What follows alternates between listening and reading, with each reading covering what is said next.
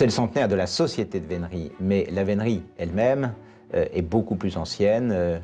Ces principes ont été fixés au début du XVIe siècle, il y a 500 ans, et donc c'est un mode de chasse qui est certainement le plus ancien avec la fauconnerie parmi ceux qui sont pratiqués aujourd'hui en France. 100 ans, c'est beaucoup. Et ce qui est extraordinaire, c'est que c'est 100 ans d'évolution. La vénerie d'aristocratique et très réservée est devenue un sport beaucoup plus populaire, beaucoup plus démocratique, notamment avec la vénerie du lièvre qui est très ouvert à toutes sortes de veneurs et à beaucoup de jeunes, ce qui est extrêmement important.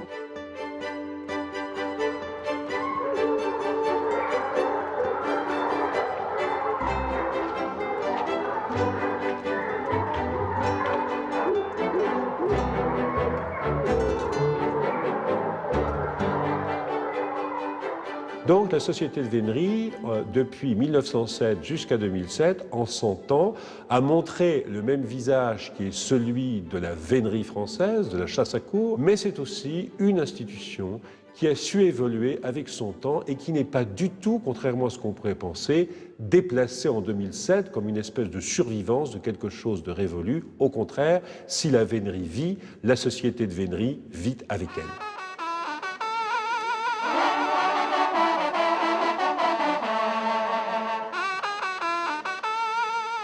On célèbre le centenaire de la société de vénerie et c'est un message qui est adressé au monde qui nous regarde et qui consiste à dire que la vénerie en 2007 existe, connaît une vitalité remarquable et se porte mieux que jamais. Nous avons plus de 400 équipages qui chassent en France. Il n'y a jamais eu davantage d'équipages pour chasser à courre en France. Et on a retrouvé le niveau d'avant 1914 qui était considéré comme l'âge d'or de la vénerie.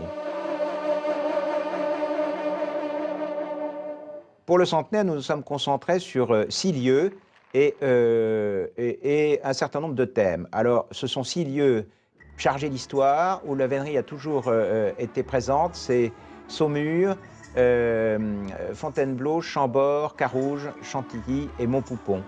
Et nous avons décidé de dédier ces fêtes au thème du cheval, pour ce qui est de Saumur et Fontainebleau, au thème du chien, pour ce qui est de Chambord et de Carouge, au thème de l'élégance, pour ce qui est de Chantilly, ce qui était assez naturel compte tenu du caractère très brillant des grandes écuries, et enfin au thème des arts, pour ce qui est de Montpoupon. C'est également assez naturel car c'est un endroit inspiré qui a un charme fou.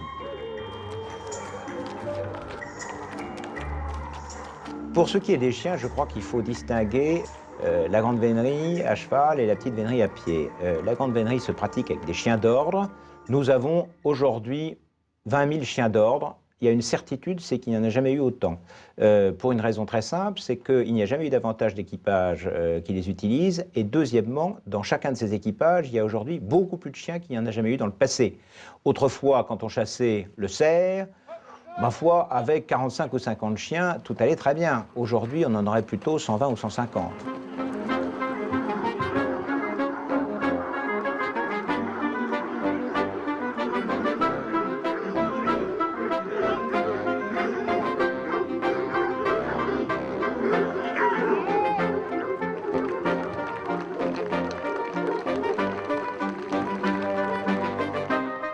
Du côté de la petite vénerie pratiquée à pied, nous utilisons des races de chiens courants qui ne sont pas propres à la vénerie, car elles sont aussi utilisées par la chasse à tir, aux chiens courants.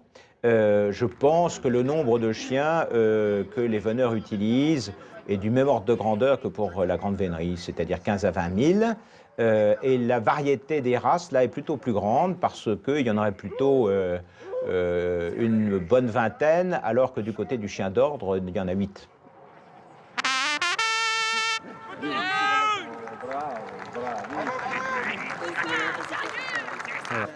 Pour le centenaire, on a voulu mettre à l'honneur la vénerie à pied, qu'on appelle aussi la petite vénerie, parce que, indiscutablement, ça va devenir notre étendard.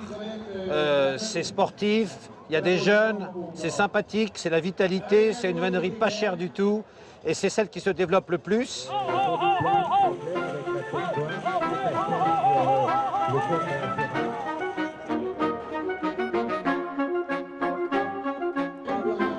Normalement, là, les chiens sont confrontés à des obstacles qu'ils rencontrent au cours de la chasse, et les veneurs aussi. Donc la première, c'est de passer sous un barbelé, parce qu'il ne faut pas escalader les clôtures et ne pas abîmer les clôtures des agriculteurs. Donc les gens doivent se glisser sous le barbelé. Là, ils l'ont très bien fait. Par contre, les chiens, après, sont confrontés à des clôtures électriques qui ne sont pas branchées, bien entendu, mais si elles étaient branchées, à chaque fois que le chien touche la clôture, à ce moment-là, il va se mettre à hurler de douleur et il va arrêter de chasser. Donc c'est un handicap très important. Ensuite, ils doivent rentrer dans un parc à moutons, parce que très souvent, le gibier pour chasser rentre dans des parcs pour se débarrasser des chiens. Ils savent que les grillages sont comme un handicap pour les chiens. Et on a vu que pas un chien n'a réussi à sauter le grillage. Donc là, le gibier serait sauvé. Ou les chiens auraient perdu beaucoup de temps.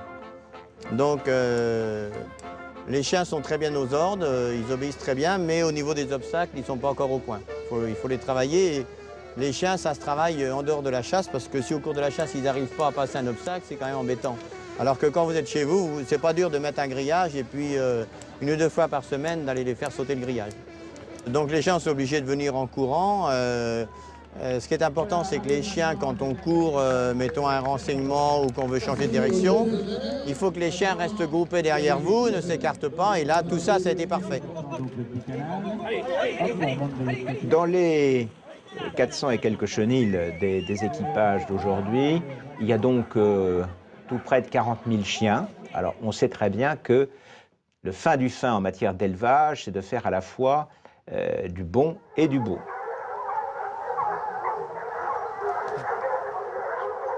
Comment définir ce que c'est que le chien idéal pour un veneur? On pourrait y passer des heures, mais on peut dire très rapidement qu'il doit avoir d'abord des qualités physiques, c'est-à-dire qu'il doit être vite, résistant, robuste, affronter une nature qui n'est pas forcément très accueillante sans faiblir. Il doit être ensuite bien gorgé, car le plaisir de la chasse, c'est d'écouter les chiens chasser. Il doit être bien sûr fin de nez, essentiel, car la qualité de la voix est loin d'être toujours excellente. Il doit être intelligent, il doit avoir l'intelligence de la chasse. Et puis, il doit ajouter à cela la beauté, parce que quand on voit à la chasse un joli chien en action, bah, c'est toujours beaucoup plus gratifiant que si c'est un chien un peu moyen, un peu commun, voire un peu médiocre. Là. Là. Là. Oh. Le club du chien d'ordre est géré par des veneurs. Son président est veneur, les juges sont veneurs, toute l'organisation repose sur la vénerie. Et c'est l'occasion de rappeler que lorsque la Société centrale canine est née, les veneurs n'y ont pas été pour rien. Et il y a toujours eu un lien étroit entre la vénerie et le monde de la cynophilie. Premier, le vautret de Banassa, un lot de Poitevin, absolument exceptionnel, 87 points. Deuxième, équipage Picavant Nivernais, un lot de Français blanc et noir. Français blanc et noir, c'est une très vieille race française. Ce sont des chiens qui sont très bien ameutés, très fins de nez, qui sont réputés pour être très criants, très gorgés. Ces chiens ont été primés parce que, vous voyez par exemple une superbe tête, c'est vraiment la tête typique du Français blanc et noir, avec une bonne oreille, finement attachée, tournée, assez longue, qui arrive presque à la naissance de la truffe. Des feux clairs. Ce qui est joli, c'est d'avoir une très jolie meute, très homogène. Vous avez pu voir là au cours de la manifestation des meutes de 100, voire 200 chiens, à peu près identiques, enfin très homogènes. C'est grâce à ça qu'on sélectionne des chiens et qu'on prouve la stabilité en fait du standard de la race en ayant des chiens qui sont absolument homogènes et bien conformes à leur standard. Cette année, à l'occasion du centenaire, la nationale d'élevage du Club du Chien d'Ordre a pris un relief particulier, puisque non seulement on a élu le meilleur chien de chacune des races, mais en plus, on a ensuite rassemblé tous ces meilleurs chiens de race pour une épreuve finale dans laquelle on a choisi le chien du centenaire, considéré comme le plus remarquable. Il s'agit de Vendôme, qui est un très beau français tricolore, qui appartient à l'équipage de la Bourbancée. Et tous les chiens meilleurs de race étaient tout à fait remarquables et c'était un plaisir de les contempler. On est d'accord. Celui-là, il a un petit peu, qu'est-ce que je veux dire, un petit peu trop de voyous. Donc, à mon avis, c'est entre ces deux-là. Celui-là. Donc là, vous assistez à ce qu'on appelle la nationale d'élevage, qui est donc un concours cynophilique de chiens par race. Donc nous avons toutes les races des chiens de catégorie 6, puisqu'il y a un classement fait par la Société centrale canine, qui regroupe les chiens d'ordre et qui sont utilisés exclusivement pour la chasse à courre. Vous allez donc avoir les concours et des billis, et des poitevins, des anglos français tricolores. Au terme de ce passage de tous les chiens devant le jury, des notes vont être données, en fait un classement qui part de bon jusqu'à excellent plus. Seuls les chiens qui sont excellent plus seront conservés pour le terme du concours qui visera à déterminer le meilleur chien, quand je dis chien, mâle et femelle. Non, je ne peux pas influencer le jury.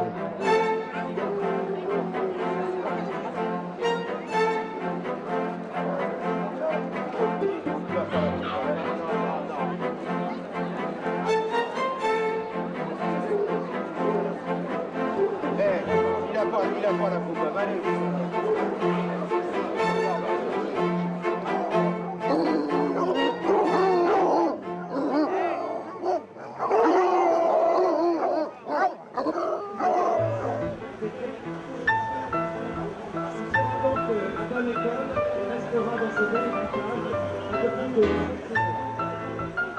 Et pendant ce temps-là, je voudrais appeler Michel Chauffour, la Rosée. À Chambord, pour commencer, on a rendu un hommage aux hommes de vénerie, à tous ceux qui étaient aujourd'hui à la retraite. Vous savez, la vénerie et les hommes de vénerie, c'est une vieille histoire d'amour et la vénerie doit beaucoup aux hommes de vénerie. Pendant très longtemps, elle n'a reposé techniquement que sur eux, pratiquement. Il y avait des maîtres d'équipage dont les compétences techniques étaient avérées, mais enfin, bref, les piqueux faisaient quand même l'essentiel du travail. Le monde a évolué, il y a aujourd'hui beaucoup de veneurs, maîtres d'équipage ou boutons, qui participent à la conduite de la chasse. Il n'en reste pas moins vrai que la vénerie occupe encore une centaine de personnes à temps plein, dont la fonction est de gérer les chenils, de conduire ou de participer à la conduite des chiens à la chasse, et ainsi de suite. Et donc, le métier d'homme de vénerie reste tout à fait actuel. Toujours joyeux, toujours résistant, toujours de bonne humeur, jamais en colère. Il n'a jamais manqué une chasse. Il lui est arrivé une fois dans sa carrière de 46 ans de vénerie d'être malade, et la chasse a été annulée. Donc ça, c'était beaucoup plus simple. Voilà, un demi-siècle de vénerie.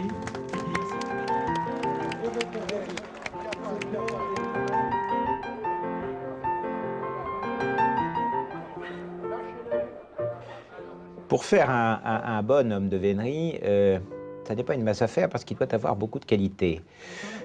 D'abord, il doit être bon au chenil, c'est-à-dire qu'il doit entretenir ses chiens, les mettre sous le fouet, veiller sur leur santé, voir ceux qui sont un peu bas d'état. Et il doit le faire avec un grand amour de ses chiens, ce qui est toujours le cas. Il y a un autre versant qui est la chasse elle-même. Et là, il faut que l'homme de vénerie soit performant à la chasse.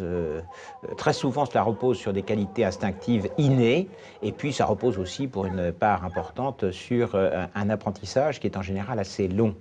Et puis, l'homme de vénerie, il doit être, au fond, fondamentalement dévoué à ses chiens, amoureux de ses chiens, et dévoué à son équipage et amoureux de son équipage. C'est un métier qu'on ne peut pas faire sans avoir un cœur gros comme ça, et sans donner beaucoup pour à la fois ses chiens et son équipage.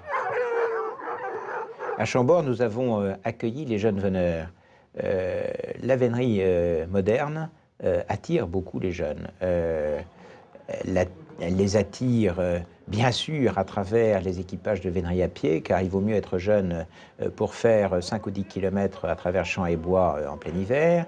Mais elle les attire aussi parce que les équipages de grande vénerie sont désireux de recruter des jeunes, et d'ailleurs, en général, ont tous pris la décision de leur offrir des niveaux de cotisation particuliers.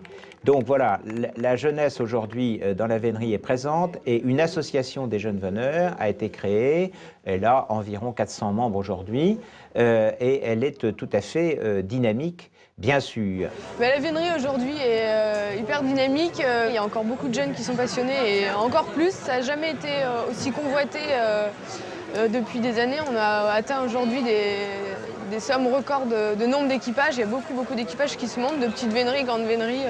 Et les jeunes veneurs sont auprès de la société de vénerie représentée par donc la JV, l'association des jeunes veneurs, qui a été montée en 2001. Et puis finalement, ça a toujours du succès aujourd'hui. On est de plus en plus nombreux, de plus en plus adhérents.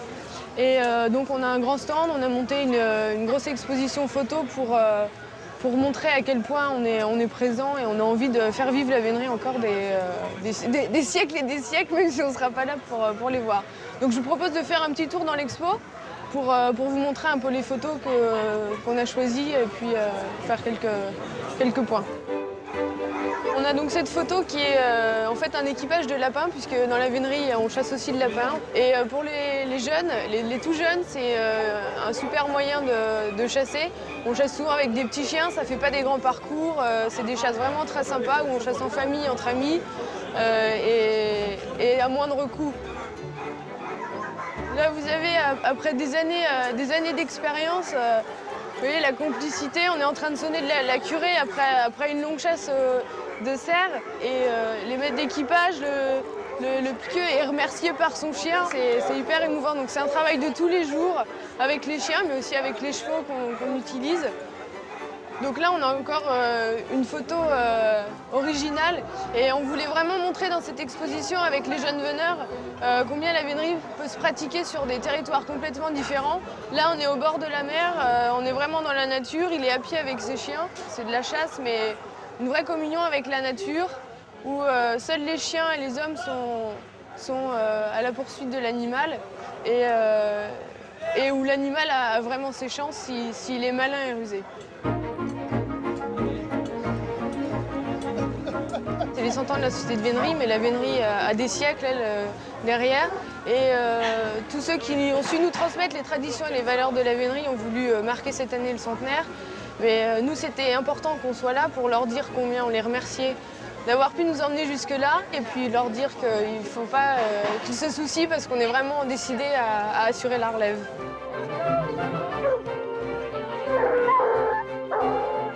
Cette fille-là, je l'ai vue dans le ventre de sa mère, en sautant un gros fossé. Et j'avais même peur pour sa maman. Et voilà, c'est cette petite fille-là aujourd'hui, à l'image de sa mère. Alors comment s'appelle ton poney? Galinette. Comment? Galinette. Galinette. L'une des singularités de la vénerie actuelle, c'est qu'elle rassemble, elle fédère des personnes qui viennent d'horizons extraordinairement divers. Il y a, comme il y a toujours eu, des membres de famille où on chasse depuis des générations, mais il y a aujourd'hui, on avait fait une enquête il y a quelque temps qui la montrait, 65% de veneurs qui n'avaient aucun antécédent vénerie dans leur famille. Bon, et puis il y a des gens qui viennent pour le plaisir de la chasse, de l'action de chasse, il y a des gens qui viennent pour le plaisir de l'équitation, il y en a d'autres qui viennent pour le plaisir d'être en forêt. Bref, tout ceci a un côté très sympathique.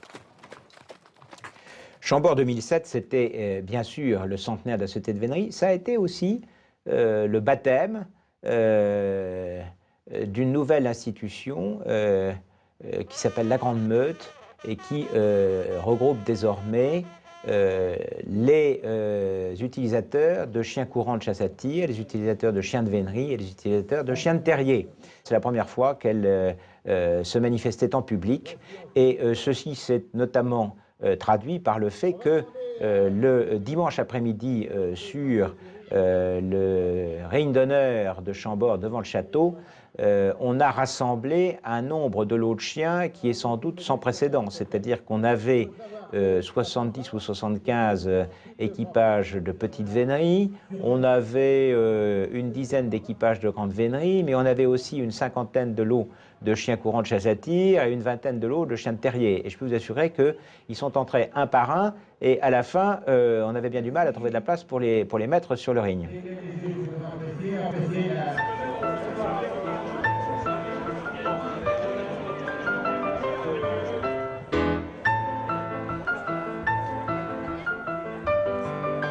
Cet esprit de convivialité qu'on a aujourd'hui, c'est l'esprit de la chasse. On maintient un état d'esprit qui n'est ni plus ni moins que l'état d'esprit qui anime tous les veneurs depuis très longtemps.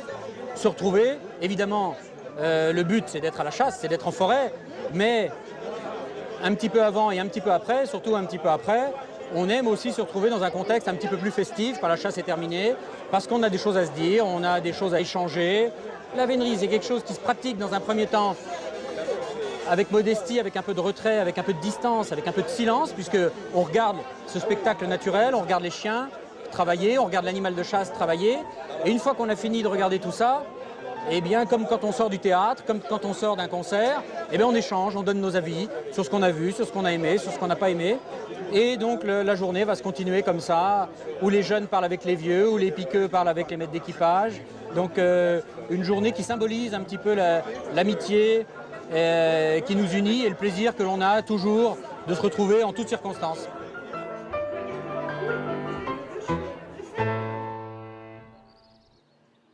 Saumur était centré sur différents aspects de la relation de la vénerie au cheval.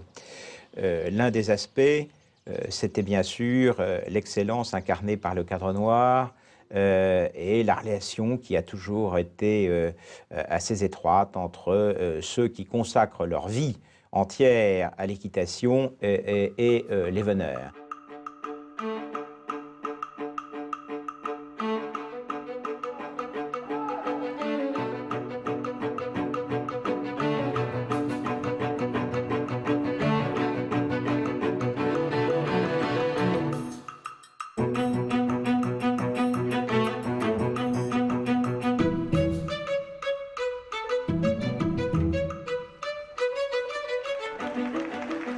La reprise du vendredi soir dans le grand manège de l'École nationale d'équitation était évidemment non seulement un divertissement, mais un hommage rendu par les veneurs, les travées étaient combles, à l'excellence que le cadre noir incarne en matière d'équitation. Et puis surtout, il y a eu ce moment très fort à la fin du spectacle où la vénerie est venue dans la carrière. Le président d'honneur, Diego de Bodard, a fait le tour de la carrière au botte à botte avec le grand Dieu. Il était suivi de 40 mètres d'équipage et à la fin de ce moment tout à fait émouvant, j'ai eu le plaisir de remettre à l'écuyer en chef un fouet de chasse qui restera au musée de l'école. C'était un acte symbolique qui montrait que la vénerie française se sentait admirative et proche de cette institution formidable qu'est le cadre noir.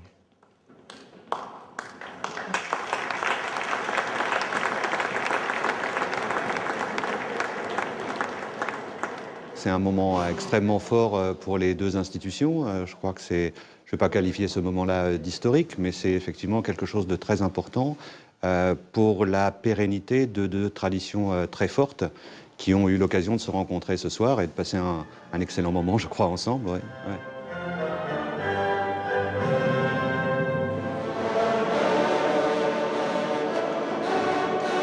Ce qui est utile au cheval, c'est qu'on le respecte quand on l'utilise. Donc, quel que soit le contexte, une équitation juste, raisonnée, peut tout à fait s'exprimer dans le cadre d'un manège comme sous les grandes futaies. Depuis que l'homme existe et que les chevaux existent et ils partagent leur vie, depuis qu'un homme est monté sur un cheval, c'était pour aller voyager, pour aller découvrir, pour aller commercer, pour aller chasser, et ensuite pour faire du sport. Et la vénerie, justement, est à la conjonction de ces deux évolutions du rapport de l'homme avec le cheval, à savoir qu'on fait du sport à l'extérieur, lorsqu'on chasse à courre, avec des chevaux qui soient le plus possible des chevaux de qualité.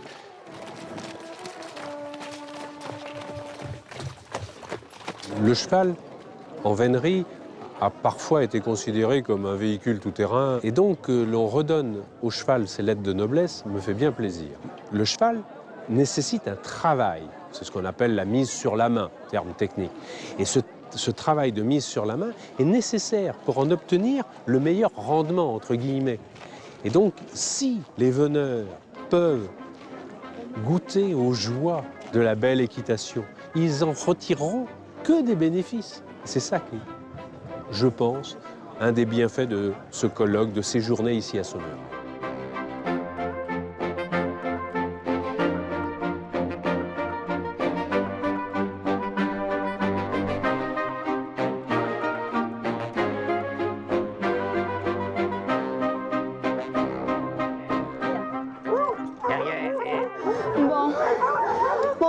Les choses principales, il faut vraiment que je sois irréprochable. Je pense qu'un cheval, ça mérite beaucoup de soins et il faut le présenter le mieux possible.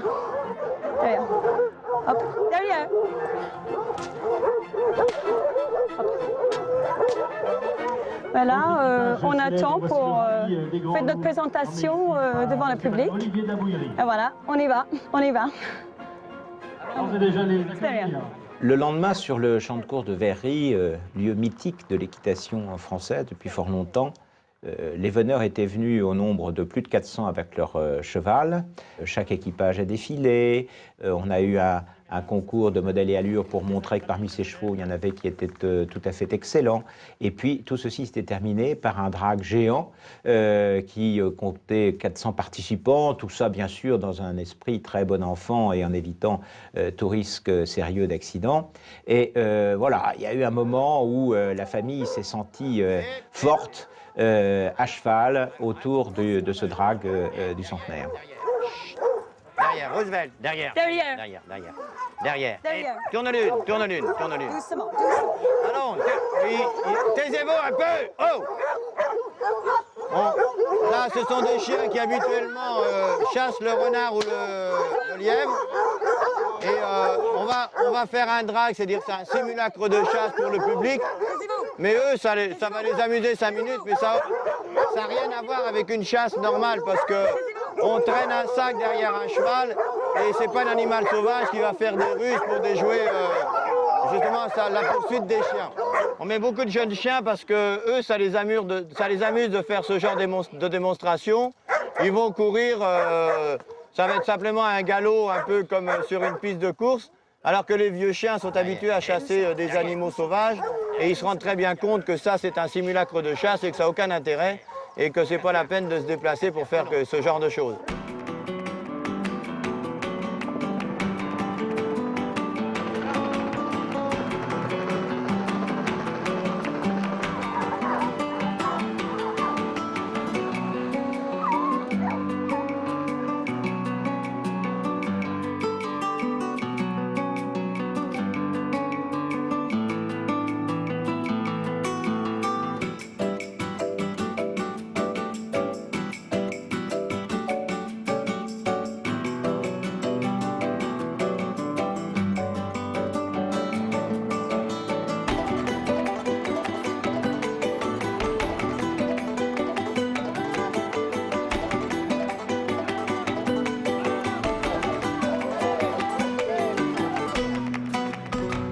Un cheval de chasse, ça doit être un cheval parfait, c'est-à-dire que c'est un cheval qui est à la fois rapide et résistant. Et c'est difficile quelquefois de concilier ces deux qualités. Parce que ce qu'on a des chevaux rapides mais qui ne tiennent pas la distance, c'est-à-dire qu'au bout de 2 ou 3 heures, on n'a plus de cheval.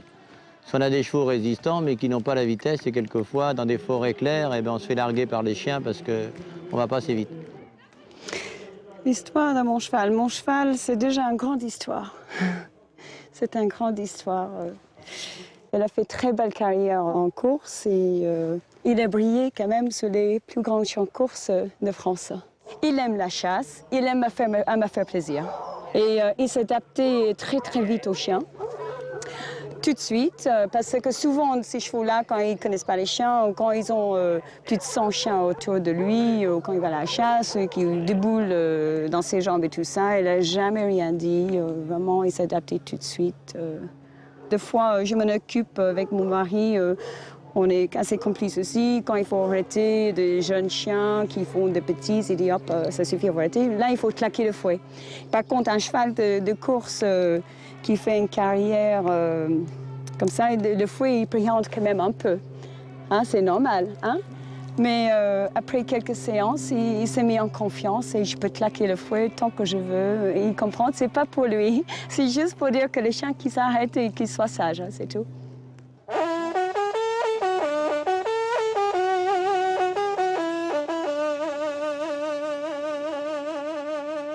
Alors Fontainebleau, c'est autre chose, c'est-à-dire que c'est une épreuve nettement plus sportive.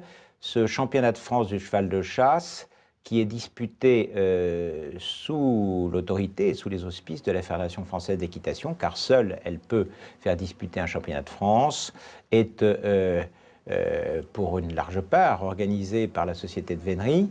L'objectif est à travers 5 épreuves de tester les qualités de sagesse, de présentation, de maniabilité, de régularité, de vigueur dans un cross que les différents concurrents peuvent démontrer. Et il y a donc 5 épreuves, chacune donne lieu à l'attribution de points et il y a finalement un classement général. Et ce classement général comporte 2 sous-classements, si je puis dire, de façon à mettre à l'honneur la monte en Amazone, qui est encore pratiquée chez les veneurs, ce qui devient dans le monde actuel très rare, et de façon à mettre à l'honneur aussi la jeunesse et la monte à poney des jeunes.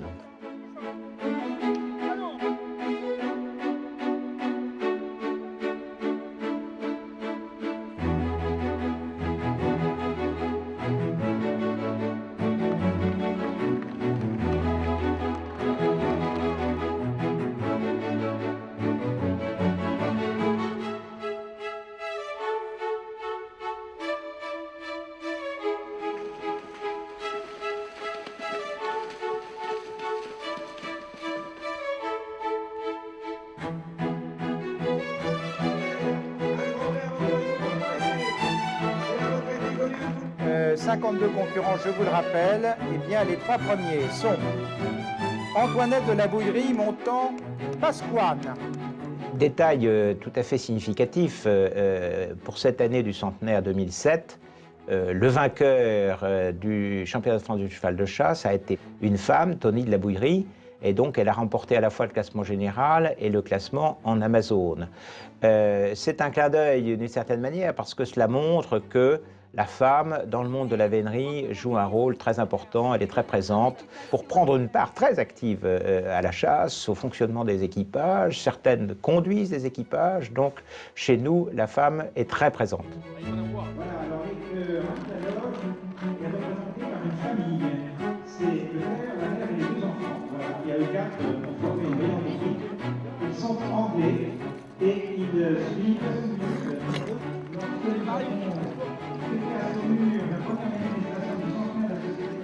Nous avons retrouvé le cheval à Chantilly, bien sûr, dans les grandes écuries, grâce à Yves Bien-Aimé et à sa fille, qui ont offert aux veneurs, ils étaient 450. Nous avons assisté à un spectacle de très brillant, de grande qualité, proche de la haute école.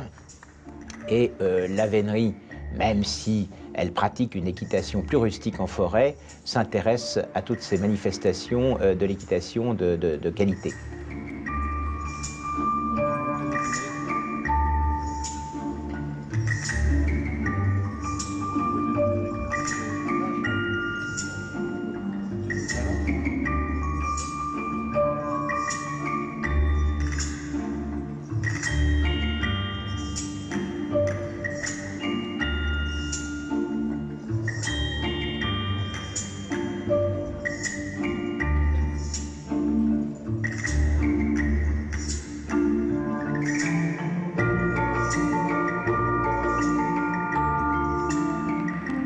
Je crois qu'on ne pouvait pas trouver une meilleure image que celle dans laquelle nous sommes, dans ces grandes écuries de Chantilly, qui sont à l'image de ce qu'a toujours été la vénerie, la grandeur de la vénerie. Elle est passée au travers des siècles, rien n'a bougé, si ce n'est le transport des chevaux pour aller à la chasse qui s'est motorisé. Le reste immuable. Et ça, c'est une des forces de la chasse. Et c'est le pivot de la chasse française en général.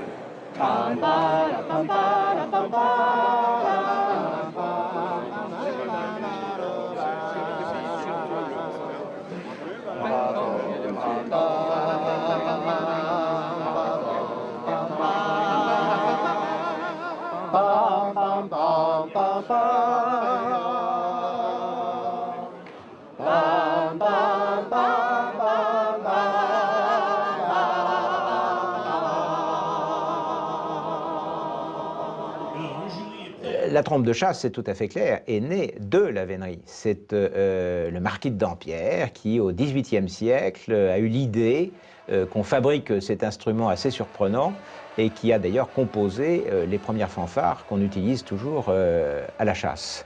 Donc la trompe est née de la vénerie.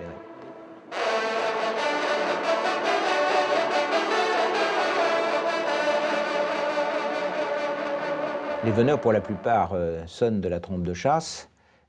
Bien sûr, il y a aussi une fédération des trompes qui encourage la pratique de cet instrument, la fait progresser et qui voit des sonneurs venir de tous horizons, même lorsqu'ils n'ont pas de lien avec la vénerie. Cette fédération organise chaque année toute une série de concours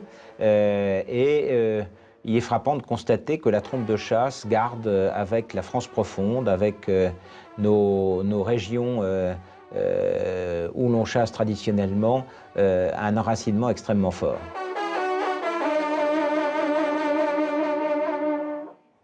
Quand vous voulez, messieurs.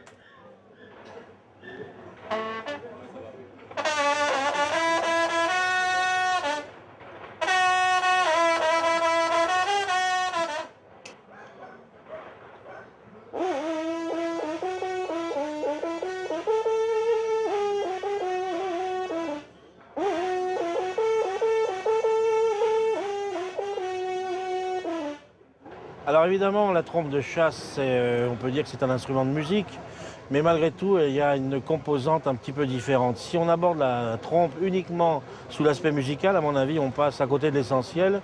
Il ne faut pas oublier que la trompe, si elle a survécu, c'est parce qu'elle est passée au service de la vénerie.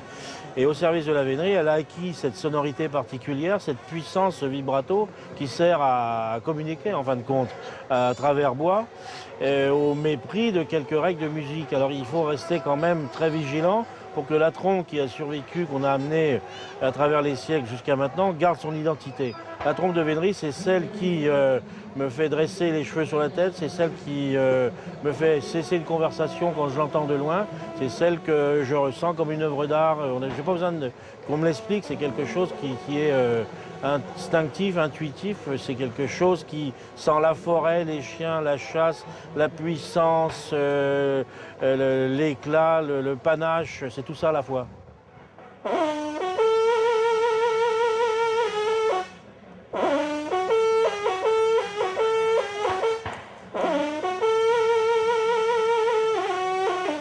À Chambord, la Société de vénerie a fait disputer le prix du centenaire.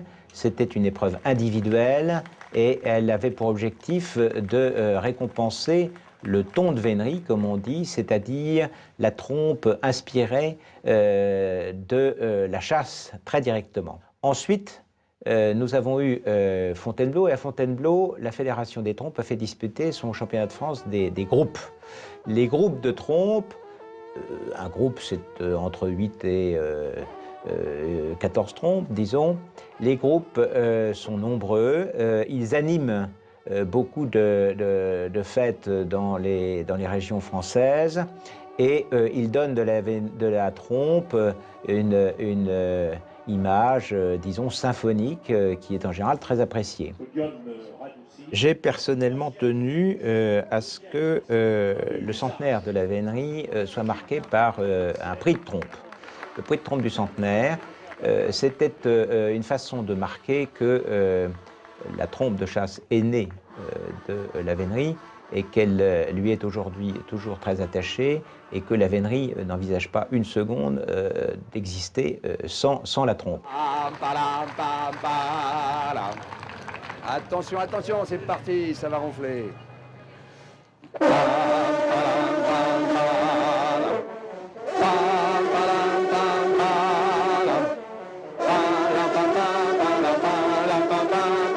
La trompe se porte bien, la vénerie se porte bien, la trompe se porte bien. On a beaucoup d'adhérents et vous avez vu les résultats musicaux de cette compétition. Il y a un progrès constant dans la trompe. Et puis il y a des tas de sonneurs, il y a des tas de groupes qui se forment, il y a des tas d'écoles de partout. Il y a beaucoup de gens qui veulent se mettre à sonner de la trompe, que ce soit des gens qui viennent du domaine de la chasse ou des particuliers comme ça qui aiment l'instrument.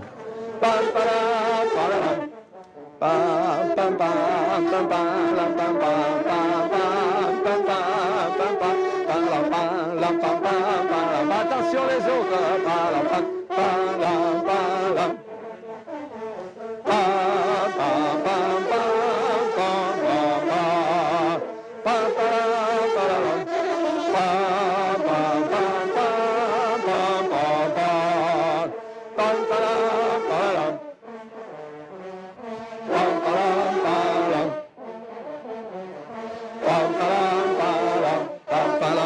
Bravo. Un troisième aspect que l'on a mis en valeur à Chantilly, où sont venues les trompes des Vosges dirigées par Hubert Heinrich. Et là, c'est une trompe très musicienne, avec laquelle on peut interpréter aussi bien des airs d'opéra que des fanfares de chasse. Et donc, à travers ces trois approches, je crois qu'on a assez bien cerné les différentes qualités de la trompe aujourd'hui.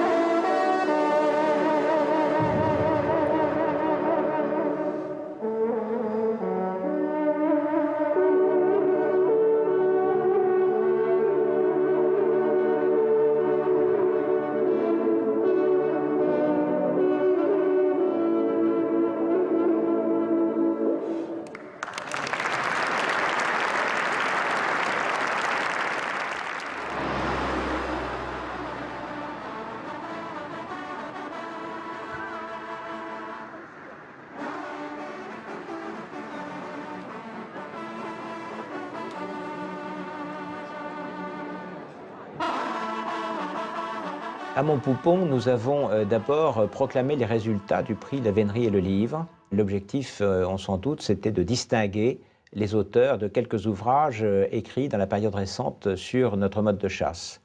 Le Grand Prix a été remis à la quasi-unanimité du jury, à Michel et à Monique Pinson-Charlot pour leur ouvrage d'analyse sociologique intitulé La chasse à courre.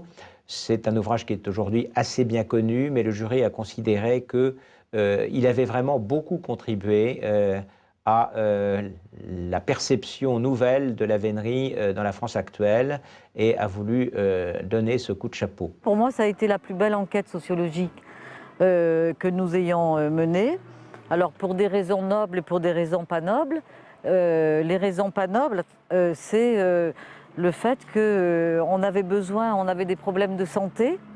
Et donc le fait, pendant 3 ans, d'être sur des vélos tout-terrain, à courir derrière le cerf, le chevreuil, le sanglier, le lièvre ou le renard, eh ben, on s'est refait une santé. Et puis au fur et à mesure de ces laissés-cours que nous suivions, nous en profitions pour interviewer les suiveurs, les veneurs, et très vite on s'est rendu compte qu'on était dans quelque chose d'assez surprenant, une mixité sociale dont les hommes politiques parlent très souvent, mais qui était là, réalisée au cœur de la forêt, dans une passion partagée. La vénerie ne fait que reconstituer un état de fait naturel où la forêt abrite des herbivores paisibles et des animaux prédateurs qui chassent les herbivores. Donc en mettant des chiens dans la forêt, la vénerie ne fait que reconstituer, d'une certaine façon, un peu artificiellement certes, un état naturel. Donc ce n'est pas sur ce thème du respect de la nature qu'on peut attaquer la vénerie, simplement sur une sensibilité par rapport au fait qu'il y a des animaux qui, dans toute forme de chasse, sont tués. Alors moi, je rajouterais un autre élément, une autre hypothèse qui serait plutôt favorable à l'avenir de la vénerie. C'est le fait qu'on vit dans une société très matérialiste, très individualiste, et qu'au fond, avec la vénerie, on est dans un temps hors du temps. On est à la fois dans le monde moderne, puisqu'il y a des vélos, il y a des voitures, mais en même temps, on plonge complètement dans les racines originelles de notre monde. Il n'y a pas tellement de différence, finalement, entre le manuel de vénerie de Gaston Phébus au XIVe siècle et aujourd'hui, quand on suit un laissez-cours. Donc, je pense que c'est une ressource pour les êtres humains qui est importante, qui peut être importante dans un monde totalement désenchanteur et désenchanté. Et puis, par ailleurs, à Montpoupon, on a célébré les artistes, ceux qui ont été les vainqueurs du prix La Vénerie et les Arts. Ça a été Catherine Farvac dans la catégorie peinture, ça a été Arnaud Fréminet dans la catégorie œuvres sur papier, et ça a été à nouveau Catherine Farvac dans la catégorie sculpture. Ce qui m'intéresse dans la vénerie, en fait, ce ne sont pas tellement les scènes anecdotiques, mais plutôt le mouvement et le chien lui-même. Donc, ce qui fait qu'essentiellement dans mes thèmes, je travaille vraiment assez centré sur le chien, mais que ce soit le chien pendant la chasse ou pendant toute l'année, parce que pour moi la chasse, c'est vraiment toute l'année, c'est pas seulement la saison, c'est aussi la naissance des chiots, c'est aussi le chenil, c'est aussi le repos. Donc c'est vraiment le chien sous toutes ses formes auquel je m'attache plus particulièrement. Et ce qui m'intéresse un petit peu dans ce genre de cadrage qui sont vraiment très serrés sur une composition, à la limite c'est plus l'organisation des tâches dans l'image qui pourrait même aller jusqu'à donner un certain côté abstrait, je dirais, entre guillemets, parce que ça reste toujours extrêmement figuratif. Mais c'est plutôt cet aspect qui m'intéresse, avec en même temps, si vous voulez, les expressions des chiens qui peuvent avoir même au repos. Parce que comme je vous ai dit tout à l'heure, il n'y a pas vraiment que l'action de chasse, il y a tout ça. Leur caractère se révèle aussi bien au chenil qu'en extérieur.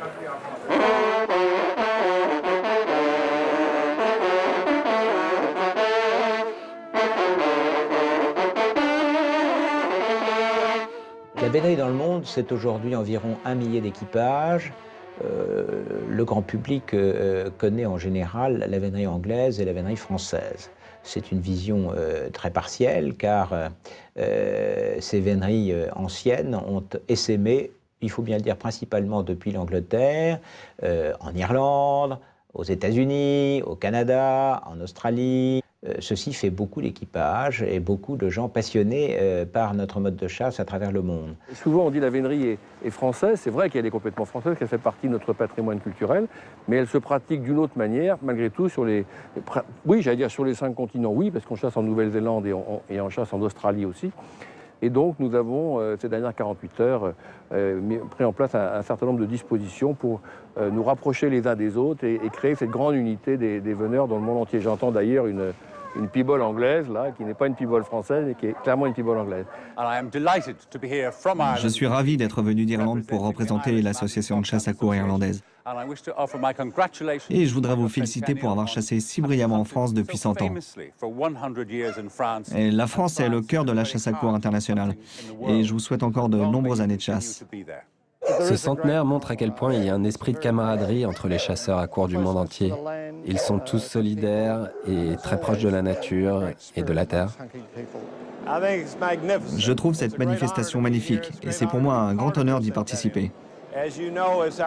Comme vous le savez, nous fêtons aussi notre centenaire de la chasse à courre aux États-Unis. Et les Américains sont très heureux de partager cet événement avec la France. J'apprécie que tant de pays soient réunis ici ce soir. Et nous ferons tout pour que cette superbe passion continue encore de longues années et dans de si bonnes conditions.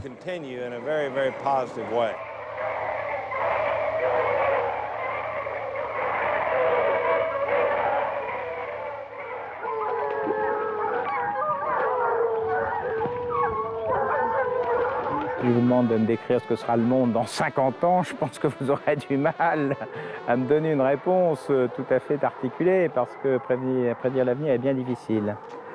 Bon, vous savez, je crois que l'avenir appartient à ceux qui le construisent et qui veulent le construire. La vénerie a son avenir devant elle, Il ne faut pas qu'elle regarde en permanence dans le rétroviseur pour contempler ce qui se passait il y a 10 ans, il y a 50 ans, il y a 100 ans. C'était très plaisant, on est tous d'accord, c'était formidable il y a 10 ans, il y a 50 ans, il y a 100 ans. Bon, très bien. Mais alors ce qu'il faut, c'est regarder devant nous et je crois qu'on a tout à fait les ressources qui conviennent pour faire que la vénerie vive dans le siècle qui vient. Il faut que nous soyons intelligents dans notre perception de l'environnement, dans la conduite de nos chasses, dans le langage que nous développons, dans l'image que nous offrons. Tout ça est vital pour l'avenir de la vénerie. Et si la société de vénerie peut compter sur l'ensemble des maîtres d'équipage, et je suis persuadé que c'est le cas, pour aller dans ce sens-là, je crois que le siècle qui vient se présente bien.